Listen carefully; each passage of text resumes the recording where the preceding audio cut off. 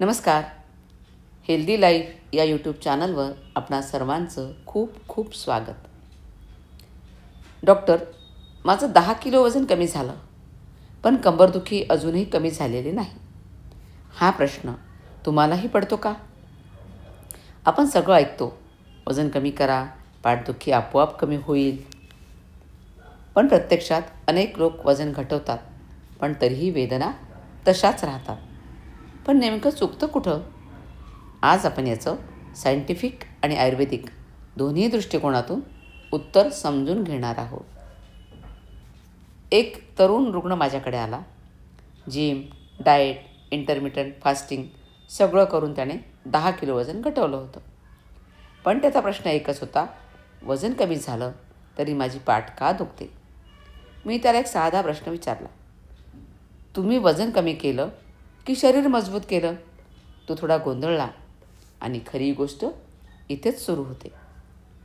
पाठदुखीचा संबंध फक्त तुमच्या वजनामध्ये नाही, किंवा तुमचं वजन वाढलं किंवा कमी झालं त्यावर तुमचा पाठदुखीचा संबंध नाही, तर तो संबंध आहे शरीराच्या संतुलनाशी, तो संबंध आहे गुरुत्वाकर्षण केंद्राशी आणि तो संबंध आहे स्नायूंच्या आधाराशी. जेव्हा पोटावर तुमच्या चरबी वाढते तेव्हा शरीराचा भार हा पुढे झुकतो. कल्पना करा, तुम्ही हातामध्ये जड पिशवी धरून पुढे वाकून चालत आहात. काय होईल बघा? तुमच्या पाठीला ताण हा येणारच. तसंच बेली फॅटमुळे सुद्धा होतं. पाठीचे स्नायू सतत शरीराला सरळ ठेवण्याचा प्रयत्न करत असतात आणि हा सततचा ताणच मग वेदनेमध्ये बदलतो. तुम्ही व्यायाम करता, पाठदुखी कमी करण्यासाठी म्हणा किंवा वजन वाढल्या म्हणून करता, पण इथंच मोठी चूक होते. अनेक जण क्रॅश डाएट करतात, भूक मारतात, कार्ब्स बंद करतात, वजन कमी होतं. हो, पण काय कमी होतं? चरबी आणि स्नायू. आपण वजन काट्यावरचे आकडे कमी केलेत, त्यासोबतच शरीराची सपोर्ट सिस्टीमसुद्धा आपण कमी केली आहे, तिचं काम कमी केलं आहे. लक्षात ठेवा, मणका स्वतः उभा राहत नाही, तो उभा असतो पाठीचे स्नायू, पोटाचे कोअर मसल्स, नितंब आणि मांडीचे स्नायू यांच्या आधारावर. जर हे स्नायू कमकुवत असतील तर वजन कमी असलं तरी वेदना ह्या तुम्हाला जाणवणारच. आपलं शरीर म्हणजे एक सिस्टीम आहे. जर पुढचा भाग जड आणि मागचा भाग कमकुवत असेल तर शरीराचा समतोल बिघडतो आणि ही अवस्था दीर्घकाळ जर राहिली तर डिस्कवर ताण वाढतो, सांध्यांमध्ये सूज येते, स्नायूंमध्ये स्पाझम होतो आणि क्रॉनिक बॅक पेन होत राहतं. म्हणूनच मी फक्त वजन कमी करून उपयोग नाही. आता आयुर्वेद काय सांगतो याबद्दल बघूया. आयुर्वेदानुसार शरीरामध्ये 7 धातू आहेत, त्याला सप्तधातू म्हणतात. ते कोणते? तर रस, रक्त, मांस, मेद, अस्थि, मज्जा आणि शुक्रधातू. त्यात मेदधातू आणि अस्थिधातू महत्त्वाचे. जेव्हा मेदधातू जास्त प्रमाणामध्ये वाढतो तेव्हा तो पुढच्या धातूच्या पोषणामध्ये अडथळा आणतो. याचा परिणाम काय होतो? अस्थिधातू कमकुवत होतो, सांधे कोरडे पडतात, वेदना वाढतात. म्हणूनच फक्त वजन कमी करणं पुरेसं नाही, धातू पोषण होणं आवश्यक आहे. माझ्याकडे जो रुग्ण आला होता त्याला मी काय सांगितलं असेल? आपण वजन कमी करण्यावर नव्हे तर शरीर मजबूत करण्यावर लक्ष देऊया. आता त्यासाठी काय करायचं? शरीर मजबूत करायचं म्हणजे काय करायचं? तर कोअर स्ट्रेंथनिंग एक्झरसाइज करायचे.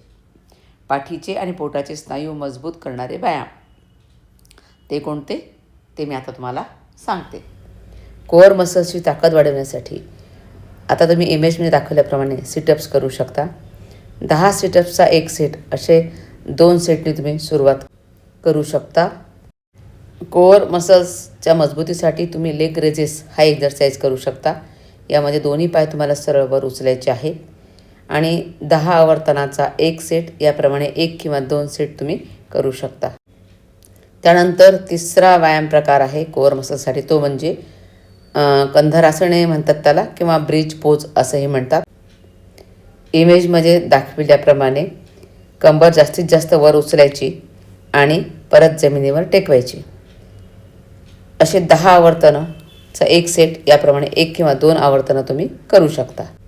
त्यानंतर कोअर मसल्स मजबूतीसाठी तुम्ही इमेजमध्ये दाखवल्याप्रमाणे बायसिकल क्रंचेस करू शकता. त्यानंतर पुढचा एक्झरसाइज आहे तो म्हणजे टेबल टॉप ब्रिज पोज. हा एक्झरसाइज कंबर उचललेल्या स्थितीमध्ये तुम्हाला 15 ते 20 सेकंद थांबायचं आहे आणि मग हळूहळू कंबर खाली टेकवायची आहे. कंबर उचललेल्या स्थितीमध्ये श्वासोच्छ्वास चालू ठेवायचा आहे. अशा प्रकारे 3 वेळा त्या स्थितीत तुम्हाला थांबायचं आहे. त्यानंतर पुढचा एक्झरसाइज आहे तो म्हणजे सुपरमॅन पोज. पोटावर झोपून हात डोक्यासमोर घ्यायचे आहेत. दोन्ही हात आणि पाय उचलायचे आहे. ही स्थिती 5 ते 10 सेकंद टिकवायची आहे आणि असं 3 वेळा तुम्ही करायचं आहे. कोअर मसल्स मजबूतीसाठी पुढचा एक्झरसाइज आहे तो म्हणजे फ्लाइंग सुपरमॅन. 5 ते 10 सेकंदासाठी डावा पाय आणि उजवा हात सोबत उचलायचा आहे. त्यानंतर विरुद्ध हात उचलायचा आहे. असे दोन्ही कॉम्बिनेशन्स 3 वेळा करायचे आहेत. आणि याच विषयावर माझा एक वेबिनारमध्ये मी प्रेझेंट केलेल्या स्लाईड्स आहेत, तर त्यासुद्धा तुम्ही बघा. मी त्याची लिंक डिस्क्रिप्शन बॉक्समध्ये आपल्याला देते आहे. त्यानंतर नियमित स्ट्रेचिंग करायचं आहे तुम्हाला. तर स्ट्रेचिंग कसं करायचं हे सुद्धा मी सांगते तुम्हाला. यामुळे काय होतं की स्नायू मोकळे होतात. आता पुढचे एक्झरसाइज आपण करणार आहोत स्ट्रेचिंग एक्झरसाइजेस. त्यामध्ये कमरेच्या खालच्या बाजूसाठी पेल्विक टिल्ट एक्झरसाइजेस प्रभावी आहेत आणि इमेजमध्ये दाखवल्याप्रमाणे पाय जवळ घ्यायचे आहेत सांगितल्याप्रमाणे आणि ते एकदा डाव्या बाजूला एकदा उजव्या बाजूला न्यायचे आहेत. असे 5 आवर्तनं तुम्ही करू शकता. दुसरा स्ट्रेचिंग एक्झरसाइज आहे तो म्हणजे कॅट काऊ पोज म्हणजेच मार्जारी आसन. हे आसन तुम्ही कमरेसाठी नियमित केलं तर कंबरदुखी लवकर कमी होते. त्यानंतर कंबरदुखीपासून आराम मिळावा म्हणून एक स्ट्रेचिंग आसन आहे ते म्हणजे कंधरासन. इमेजमध्ये दाखवल्याप्रमाणे तुम्ही करू शकता.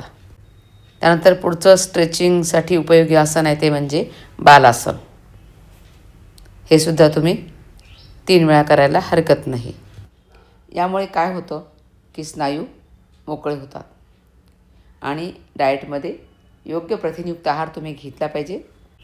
शरीरातील स्नायूंच्या मजबूतीसाठी, वजन नियंत्रणासाठी आणि ऊर्जा वाढवण्यासाठी प्रोटीन डाएटमध्ये असणं अत्यंत आवश्यक आहे.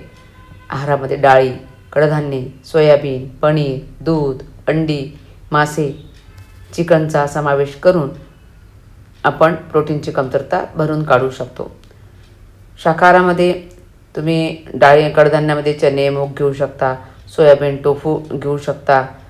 सुकामेवामध्ये बदाम, अक्रोड, नंतर भोपळ्याच्या बिया, तीळ हे सुद्धा तुम्ही प्रोटीनसाठी घेऊ शकता. त्यानंतर आयुर्वेदिक चिकित्सेचा विचार करायचा झालं तर अभ्यंग करता येईल. त्यामुळे स्नायूंना पोषण मिळेल आणि लवचिकता मिळेल. आणि बस्ती चिकित्सा पंचकर्मापैकी जी आहे ती. तर ही चिकित्सा वर्षा ऋतूमध्ये वातसंतुलन आणि अस्थिपोषणासाठी केली जाते. त्यामुळे हळूहळू वेदना कमी होतात. वजन 10 किलोने कमी झालं होतंच, पण जेव्हा स्नायू मजबूत झाले तेव्हा दुखणं 100% त्या रुग्णाचं कमी झालं. वजन कमी करणं म्हणजे मणक्याचा भार हलका करणं, पण मणका मजबूत करणं म्हणजे त्याला आधार देणं. दोन्ही गोष्टी एकत्र झाल्या तरच खरी सुधारणा होते. तुम्हीसुद्धा फक्त वजन काट्याकडे बघत आहात का की शरीराच्या ताकदीकडे बघत आहात? व्यायाम केल्यावर तुम्हाला जास्त दुखतं का की हलकं वाटतं? कमेंटमध्ये नक्की सांगा. आणि हा व्हिडिओ उपयुक्त वाटला तर लाईक करा आणि शेअर करायला विसरू नका. आणि या चॅनलवर तुम्ही जर नवीन असाल तर हे चॅनल सबस्क्राईब करायलासुद्धा विसरू नका. धन्यवाद. पुन्हा भेटूया आरोग्यासाठी उपयोगी अशी उपयुक्त माहिती घेऊन. तोपर्यंत स्वस्थ राहा, मस्त राहा.